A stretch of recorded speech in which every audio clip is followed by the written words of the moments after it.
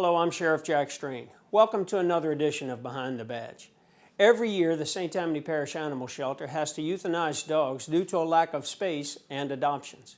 A lot of the animals could make great pets and go to good homes with a little bit of training. You may be wondering why I'm telling you this.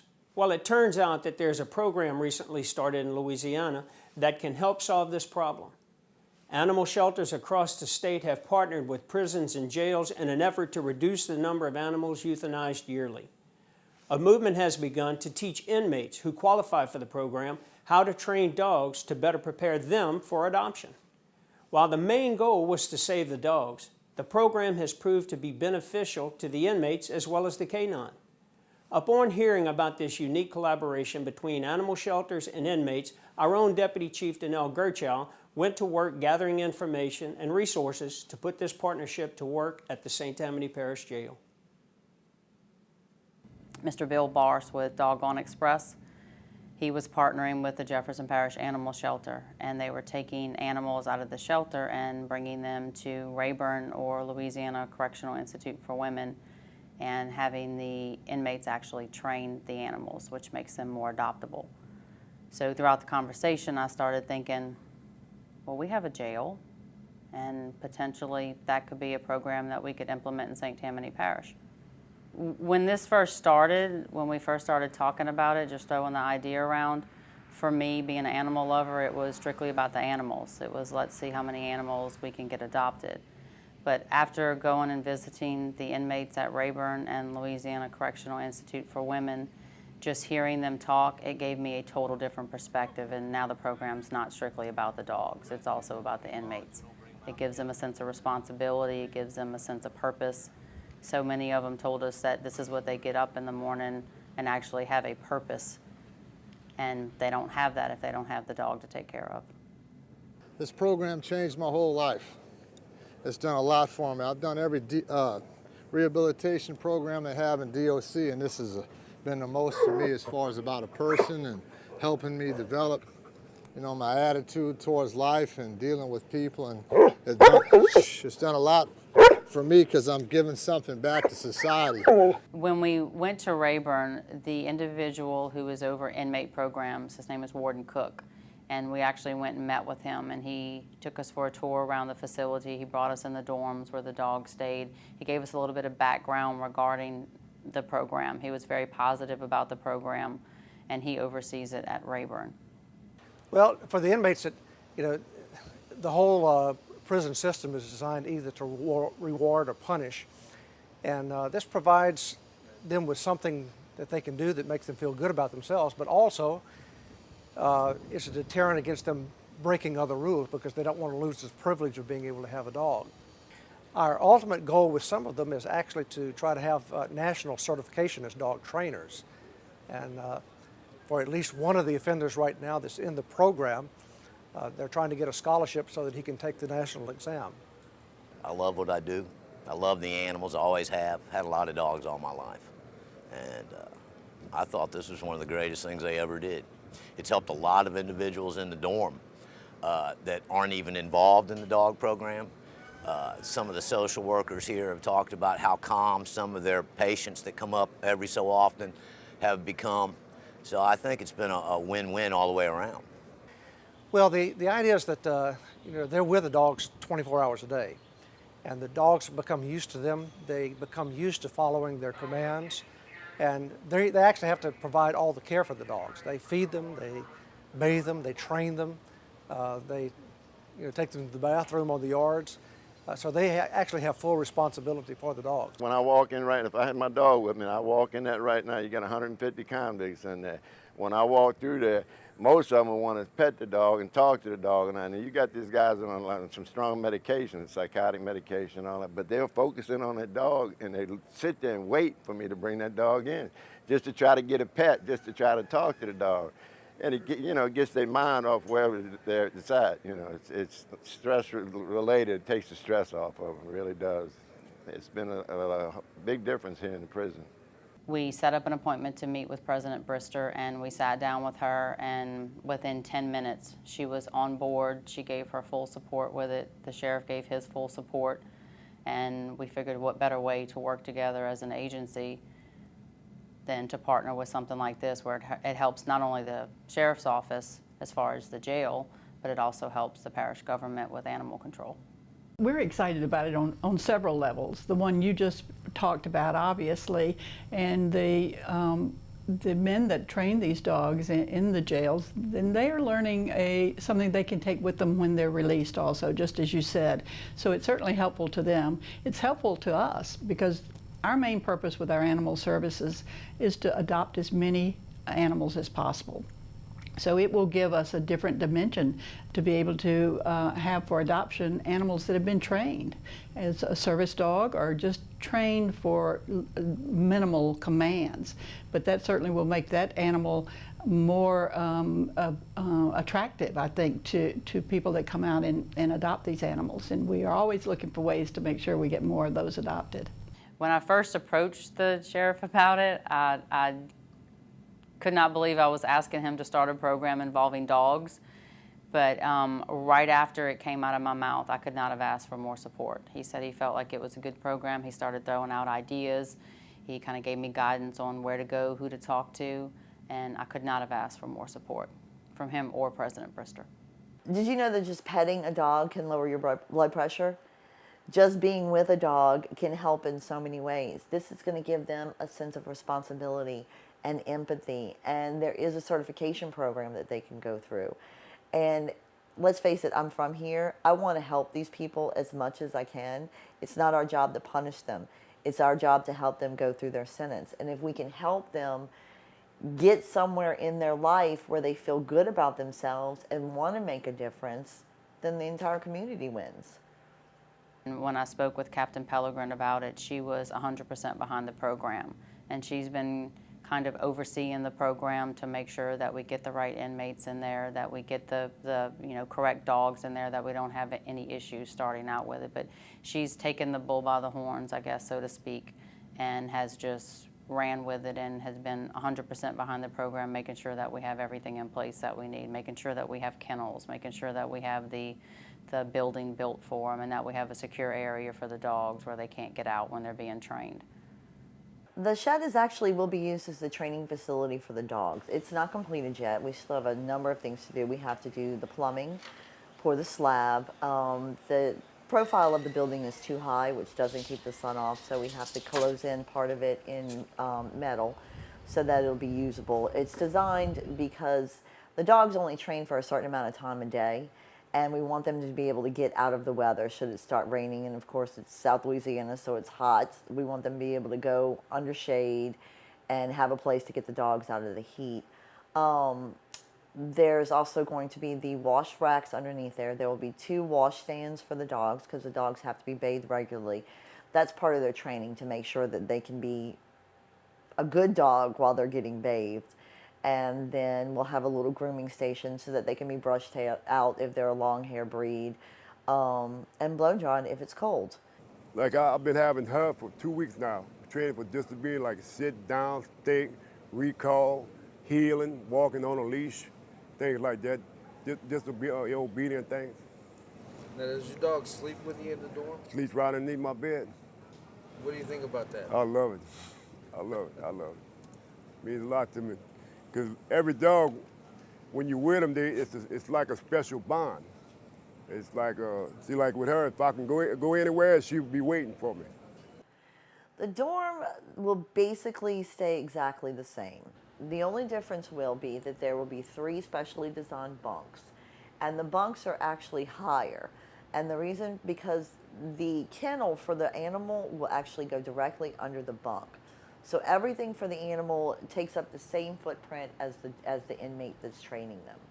So initially, we will have to make allowances for the new dogs coming in because they won't be, they could be puppies. They may have to go out several times a night. So we had to put them in an area closest to the deputies so that they could take their animal out to let them go to the bathroom.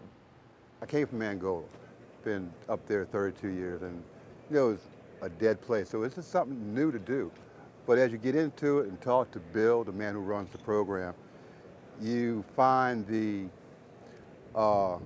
other side of what's going on about the dogs, about the people that we're supposed to be trying to help with the dogs. It kind of gets you where you have a fulfillment that you normally don't have in prison.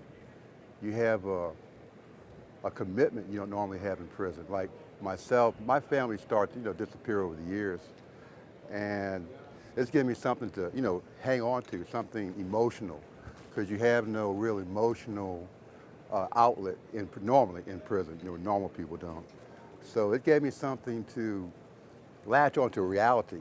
This stops me from doing a lot of stuff like I do. Not a lot. I'm not a disciplinary problem no more. I was at one time, but I know if I get in trouble, I'm gonna lose my dog.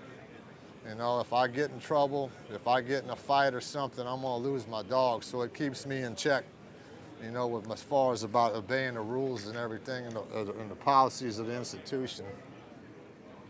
To me, this is a win-win situation. It's something that can help the animal shelter, it can help the animals, and then it's also something that can help the inmates. Some of the inmates describe to us that they don't have family. Either their family has just turned their backs on them or their family lives too far away. And to not have family come and visit you, then you actually have a purpose and you have something that you see that you're training. You're starting with the dog the moment he gets there, and you're with the dog 24 hours a day, 7 days a week. It's your job now to make sure that that dog becomes more trainable, more adoptable, kennel trained, all of that. Right now we're just making the dogs more adoptable so that they will not be put down. That is our main focus right now. And the program for that takes 6 to 8 weeks. There's some things that we're looking at maybe, and you can actually have your dog certified through the Kennel Association as to whether or not it's a friendly dog. So we may look at doing that, making sure that they all can be certified. But eventually we'd like to move into special needs animals of varying degrees. You have, of course, the Wounded Warrior program, and you have dogs that work with autistic children, and you have seeing eye dogs, but that's in the future. Right now we're just trying to keep dogs from being killed. These canines will help people with autism, they got all kind of programs now where you take little kids and they sit down and read to the dog. You got colleges that check out dogs for final exams to get the stress off of them. You got the old folks' homes and stuff like that where you bring the dog to hospitals and all that. These dogs are really making a difference in the world. And again, the community, with all these dogs with not being spayed and neutered, is teaching the community things about what they should be responsible for. So having dogs run around the street, it would keep the shelters pretty much clean if everybody take responsibility for their animals. And if you can get that word out, then that would be great for them. They got a new process now that's called zootering. Instead of having surgery done, it's a one-day process, one shot, and that's all it takes to get spayed and neutered, which is great. You don't have to bring your dog in no more to have it and leave it overnight, and expenses and all that. But I think it's, like I said, it's beneficial, it's cost efficient, and it saves the community money, it saves animals' lives, and it brings companionship to people. I mean, I've had dogs here that I've trained for a lady that was deaf. She came all the way to Florida to come get that dog, and right now they're great. I mean, she loves that dog. I've had 5 or 6 of them that people wanted certain dogs. Most of the guys here, as you can see here, between the classification people and the warden, they put some pretty good people in this program, as dedicated and want to get things done. So I think it's real great, not only for us, but for other people too. I've had dogs as house pets, and I'll tell you, that's one thing I've learned is everything that I've done wrong with the house pets that I've had. My success as a trainer is measured in the success of the people that are training me. I am one of the newer people here. Bonding comes real natural. They're mostly rescue dogs, so they're seeking affection. They're finding it here. Apart from the trainers, in any given dorm, they have 75 new best friends. Hearing some of the individuals who were involved with training the dogs and how they become attached to the dogs, and they know that they're going to a better place, and they know that they've done something, they have some sense of purpose, and that they've accomplished something is good for them in one way, but then on the other hand, they don't want to let them go because for 6 to 8 weeks they were with them the whole entire time. So hearing them talk about that, it really shows how much the program means to them. And I actually asked one of them what would happen if this program was taken away. What if they no longer had this program at your facility? And they were like, what do you mean, take it away? And it was just remarkable to see what the dogs did for the inmates as much as what the inmates were doing for the dogs. Because I'm gonna tell you, the very first dog we had, I actually shed tears when he left. And then I learned through that particular experience with the next dogs that it's something that's gonna come and go. And as you get older in life, you learn about things that come and go, because you experience death with people, your friends, your family. So in a way, losing that dog was similar experiences to dealing with death, because you're losing a friend. And you bond with these dogs. You spend 24 hours a day, 7 days a week with these dogs. And they sleep under my bed, and they become your friend, your companion. They become somebody you can actually talk to. And it was rough, and it still is rough. But I've more or less learned how to compartmentalize the differences in the dogs and knowing they have to leave. And how do you think it affects the dogs when they leave? I would say that a few of the dogs that I had definitely had separation anxiety. I know that they're going to be depressed and a little down for a little while, but I think that knowing they're going to good, loving homes on my part, and the dog leaving and going to a home that somebody loves them and it's a new experience for them, I think they get over that separation anxiety quite well. It's hard giving them up. You know, I had a Argentina Dogo about 3 months ago. I had him for a while. I had him for like 5 months. He was deaf, and I taught him in American Sign Language and basic obedience. And I broke down when that dog left. Separation anxiety is bad sometimes, but it's just something we got to deal with, you know. I know right now the parish does a great job in trying to get the animals adopted, but if we and our inmates can help, that would be even better. Even better. My ultimate goal would be to have a dorm full of canines, but one of the goals too is to eventually be able to train service dogs. And some of the dogs that we bring through the program may eventually become service dogs depending on how they are in the program. If some of them are responding to training better and the trainer feels that, you know, they can come in and that they may be able to be a service dog for a child with autism or a veteran or something like that, then they'll go into a much deeper training. But my goal is to eventually have some of our dogs be able to participate in that. Just the fact that every 22 minutes in the United States a former veteran commits suicide, and it has been documented that giving them an animal to care for drastically reduces that. PTSD, yeah, every 22 minutes a veteran in the United States commits suicide. The first thing is to get them out of the shelter, get them trained for the 6 to 8 weeks to make them more adoptable. If we see where they can move on to a service dog, then that's our ultimate goal, because not only do we have pets that we want to give people, but we actually have a pet that we have trained that can actually be given to a service member or a child with autism. And it just, we're not only helping dogs, we're not only helping inmates, we're not only helping the community, but we're helping those that have fought for our freedom, or those children with autism that struggle with that on a daily basis. We're also helping them.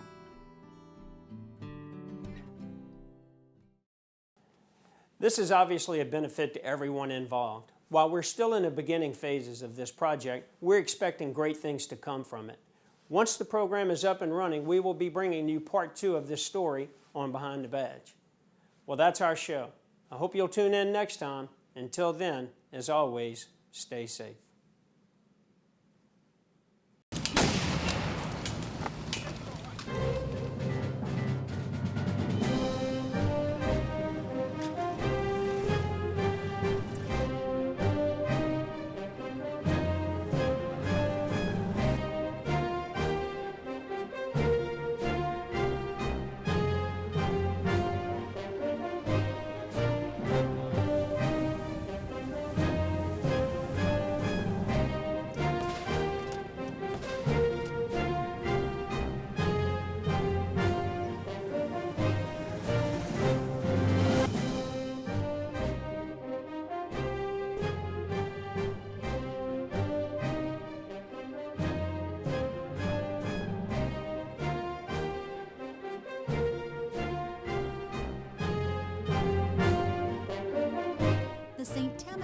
Sheriff's Office is committed to upholding the public's trust and protecting life and property within our community. We will utilize sound judgment, reason, and creativity to solve the problems we face, using proactive planning and responsive problem solving. We recognize the badge of our office as a symbol of public faith, and we accept it as a public trust.